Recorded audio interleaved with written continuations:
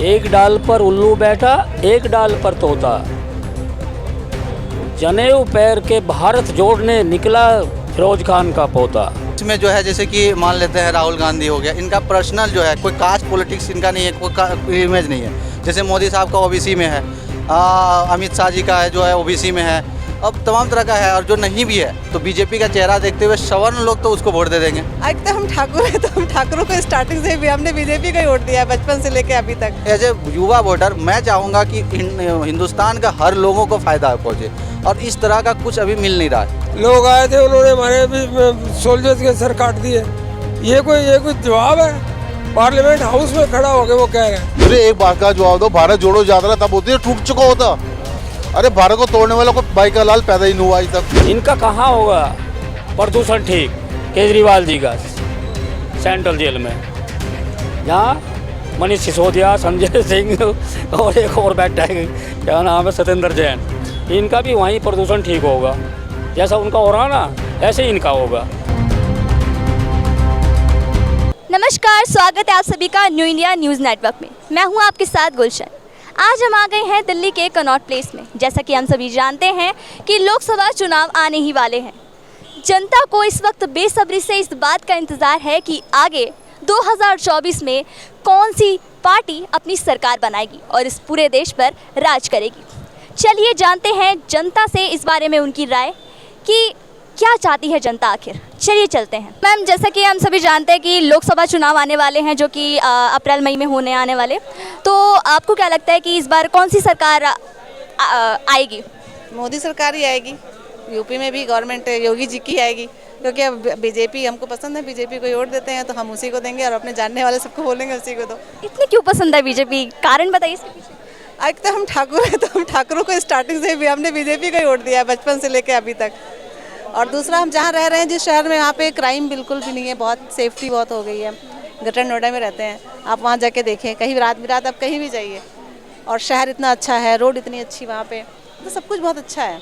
इस समय आप दिल्ली के कनॉट प्लेस में खड़े हैं, क्या कहना चाहेंगी यहाँ के बारे में और यूपी? कनॉट प्लेस ही ऐसी जगह है जो अच्छी लगती है, और बाकी दिल्ली में कहीं चले जाइए रश बहुत है, ट्रैफिक बहुत है, हमें 2-3 घंटे तो ट्रैफिक में ही लग जाते हैं हमेशा। तो सर, जैसा कि हम सभी जानते हैं कि लोकसभा चुनाव आने वाले हैं, इसमें आपको क्या लगता है कि कौन सी सरकार आएगी इस बार? मैम, जो गठबंधन है अभी के हिसाब से तो बीजेपी लग रहा है, इसलिए क्योंकि गठबंधन जो बना है विपक्ष का, वो गठबंधन तगड़ा नहीं है। उसका बहुत बड़ा रीज़न ये है कि कास्ट पॉलिटिक्स जो है इंडिया में बहुत ज़्यादा हावी है, और विपक्ष के पास जो है, जैसे कि बीजेपी की बात करें तो जितना भी सवर्ण वोटर है कुछ भी कर लेगा, 99% जो है सवर्ण लोग वो वोट देंगे बीजेपी को। और विपक्ष में जो है जैसे कि मान लेते हैं राहुल गांधी हो गया, इनका पर्सनल जो है कोई कास्ट पॉलिटिक्स इनका नहीं है, कोई इमेज नहीं है। जैसे मोदी साहब का ओबीसी में है, अमित शाह जी का है जो है ओबीसी में है, अब तमाम तरह का है। और जो नहीं भी है तो बीजेपी का चेहरा देखते हुए सवर्ण लोग तो उसको वोट दे देंगे, पहली बात। दूसरी बात, जो महागठबंधन बना है इसमें सबसे बड़ा जो कमी खिल रही है वो मायावती का खिल रहा है, और चंद्रशेखर आज़ाद का भी देख सकते हैं। और ये इस तरह का लोग हैं जिनके पास पॉपुलेशन बहुत बड़ा है। जैसे दलित की संख्या 22% करीब है, 35 करोड़ जो है जनसंख्या है, वो देखिए एक तरह से वोट काटने का काम करेगा। और वोट काटेगा किसका? जाहिर सी बात है, जैसे यूपी में 81 विधानसभा सीट है, लोकसभा सीट है, तो उसमें से आप लोग सब कोई तर्क कर सकते हैं। जिस तरह का गठबंधन अभी तैयार हुआ है उस तरह का गठबंधन में मुझे क्या किसी को भी नहीं लगता है, क्योंकि मैं एक उदाहरण देना चाहता हूँ। हाल फिलहाल में आजमगढ़ में चुनाव हुआ था, तो वहाँ पे निरहुआ खड़े हुए थे, और एक समाजवादी पार्टी से थे, है ना, उनका नाम नहीं पता मुझे, और एक मायावती के पार्टी से बड़े थे। तो देखेंगे उसमें वोट शेयरिंग का, तो निरहुआ जो है 2,75,000 कुछ वोट लाए। उसके बाद बहुजन समाज पार्टी का जो है 2,50,000 कुछ, ऐसे ही है, 5-10 हज़ार का अंतर है। और समाजवादी पार्टी का जो है सेकंड में आया। यानी कि अगर समाजवादी पार्टी और बीएसपी का अगर वोट देखा जाए तो दोनों मिल के जो है 5 लाख वोट लाते हैं, और ये लोग जो है अकेले 2.5 लाख वोट लाते हैं, बल्कि फिर भी बीजेपी वाला जीत रहे हैं। तो जिस तरह का अभी तक गठबंधन तैयार हुआ है, तो इसमें कहीं कोई डाउट नहीं है, बीजेपी 100% अच्छा सीट निकालेगी। आने वाली सरकार से एज अ युवा वोटर आपकी क्या क्या मांगे रहेंगी? देखिए, मांग तो रहेगी कि यहाँ जो सबसे बड़ा रीजन रहा है किसी का भी सरकार, जैसे कांग्रेस का इतने सालों तक रहा है, फिर बीजेपी का रहा है, तो जो जो प्रोग्रेस करना चाहते थे कुछ कुछ लोग जो है, पहले तो मैं नहीं मानता हूँ कि सरकार बदल जाने से लोगों का जो है इच्छाएं और वो जो है ज़रूरतें पूरा हो जाती है। लोगों को खुद मेहनत करना चाहिए। दूसरी बात तो कुछ कास्ट लोगों को जो बेनिफिट है जो हो रही है वो तो होगी। आप देख सकते हैं इंटरनेशनल न्यूज़ चैनल में कोई भी ओबीसी कास्ट का नहीं है, एससी कास्ट का नहीं है, कोई भी एसटी कार्ड का नहीं है, जबकि पॉपुलेशन का 75% प्लस है। समझ सकते हैं। तो इसके हिसाब से कोई फ़र्क तो नहीं पड़ने वाला है ना। तो एज ए युवा वोटर मैं चाहूँगा कि हिंदुस्तान का हर लोगों को फ़ायदा पहुँचे, और इस तरह का कुछ अभी मिल नहीं रहा है। मेरा मानना है तीसरी गठबंधन होना चाहिए। एक गठबंधन जो है बीजेपी का है, एक है महागठबंधन का, और एक जो है और बनना चाहिए जिसमें दलित का भागीदारी हो, संथाल का भागीदारी हो और ओबीसी की भागीदारी हो। लोकसभा चुनाव आने वाले हैं, तो इस पर आपको क्या लगता है कि अब कौन सी सरकार आएगी? वही मोदी जी आएंगे, और तो कोई there is no other chance. Very good. इसके पीछे का कारण ये है कि एक तो उन्होंने काम किए हैं, लगता है कि सरकार है, पहले तो लगता ही नहीं था सरकार है। मतलब डिफेंस मिनिस्टर लोकसभा में खड़ा होकर कहता है कि पाकिस्तानी कपड़े पहने हुए कोई लोग आए थे, उन्होंने हमारे सोल्जर्स के सर काट दिए। ये कोई जवाब है? पार्लियामेंट हाउस में खड़ा होकर वो कह रहे हैं। वो ऐसे लगता है जैसे कि वो पाकिस्तान का डिफेंस मिनिस्टर था जो इंडिया में अपॉइंटेड था, इंडिया में काम कर रहा था। फॉरेन मिनिस्टर जो था वो भी ऐसे काम करता था जैसे कि वो पाकिस्तान का फॉरेन मिनिस्टर है, appointed in India and he was working for Pakistan. Salman Khurshid, उनके आप स्टेटमेंट्स उठा के देखिए ना, तो ऐसे लगता है जैसे कि Pakistani government was in place in Delhi. Delhi सरकार के बारे में क्या कहना चाहें? दिल्ली सरकार तो अभी है ही नहीं जी, वो तो भागा हुआ है सरकार। अब उसको ईडी का नोटिस गया है तो he should have respected the notice, बजाय बहाना मारने के कि मैं एमपी में इलेक्शन में जा रहा हूँ। ऐसे तो सारे काम होते हैं। मुझे भी अगर आए तो मैं बहाना मार के चले जाऊँ, लेकिन ऐसे नहीं होगा कभी। आपको क्या लगता है सर, इस बार कौन सी सरकार आएगी? लगता नहीं है और आ चुकी है। 2024 में एक ही बब्बर शेर है, उस शेर का नाम है श्री नरेंद्र दास मोदी, और कोई माई का लाल पैदा ही नहीं हुआ, और उसी की सरकार चाहते हैं, वो ही आएंगे, वो हैं। राहुल गांधी ने अपनी तरफ से कई तरह से प्रयास किए अपनी पार्टी बनाने के, खुद एक चेहरा बनने के, जिसमें कि भारत जोड़ो यात्रा एक सबसे बड़ा एग्जाम्पल रही। इसके बारे में क्या कहना है? भारत टूटेगा तो जोड़ो। मुझे एक बात का जवाब दो, भारत जोड़ो यात्रा तब होती है टूट चुका होता। अरे भारत को तोड़ने वाला कोई बाई का लाल पैदा ही नहीं हुआ आज तक, और जोड़ने वाली बात करें, कहाँ से तुम जोड़ते आ रहे हो भैया? राहुल गांधी को अपने दिमाग का इस्तेमाल करें, टूटा नहीं तो जोड़ोगे क्या? अरे जुड़े भारत को तोड़ रहे हो भाई। राहुल जी, कुछ राजनीति सीखो, किसी सियाने बंदे के पास बैठ के राजनीति सीखो, तभी आना मैदान में, नहीं तो अपने जाओ जहाँ पर भागे हो वहीं भागे रहो। दिल्ली सरकार के बारे में क्या कहना चाहेंगे? दिल्ली सरकार के बारे में यही कहना चाहूँगा कि दिल्ली की सरकार तो अभी है नहीं, ना के बराबर ही है। जो दिल्ली सरकार के मसीहा हैं श्री अरविंद केजरीवाल, वो तो दिल्ली में रहते ही कब है, बाहर ही भागे रहते हैं।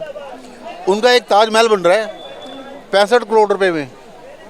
केजरीवाल जी का जो ताजमहल बन रहा है 65 करोड़ के अंदर, और लोगों की पेंशनें नहीं आ रही, बुजुर्ग लोगों को पेंशन नहीं मिल रही।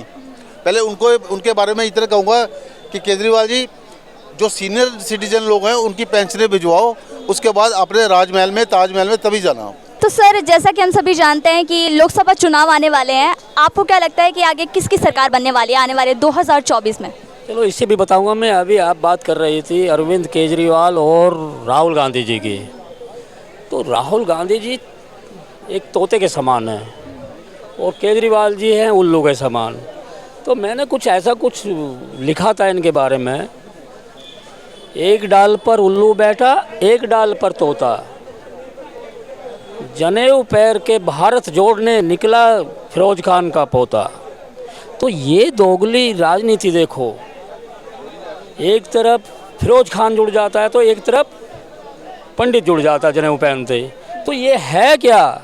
ये जनता को गुमराह करने वाली बात है, तो जनता को सोचने वाली बात है।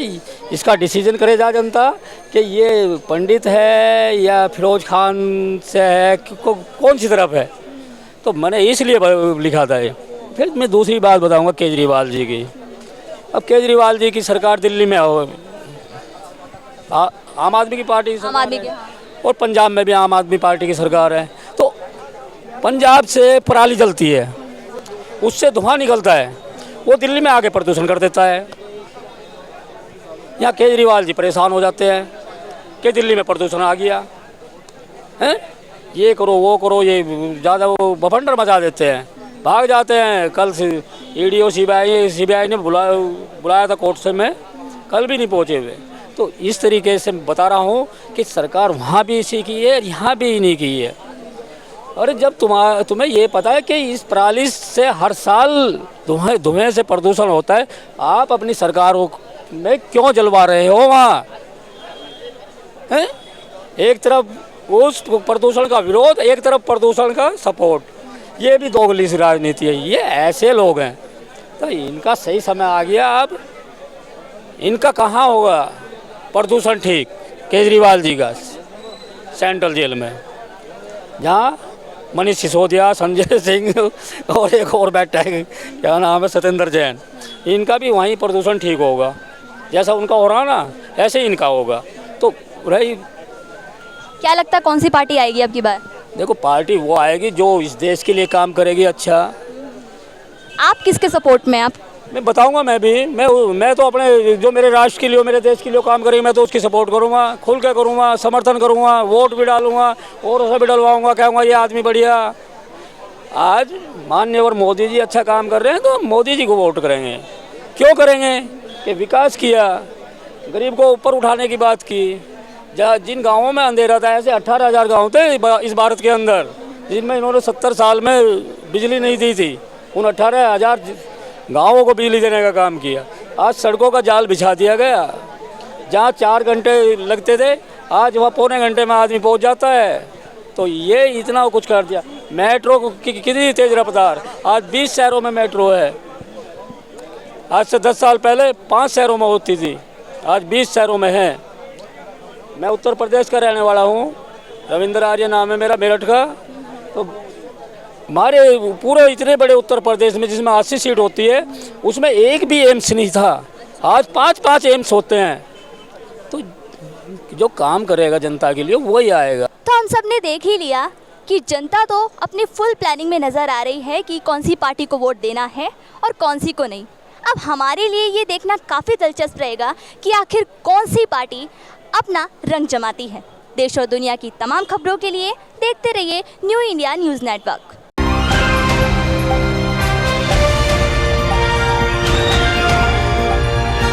दिल्ली, हरियाणा, उत्तर प्रदेश, राजस्थान की हर खबर के साथ देखते रहिए न्यू इंडिया न्यूज़ नेटवर्क।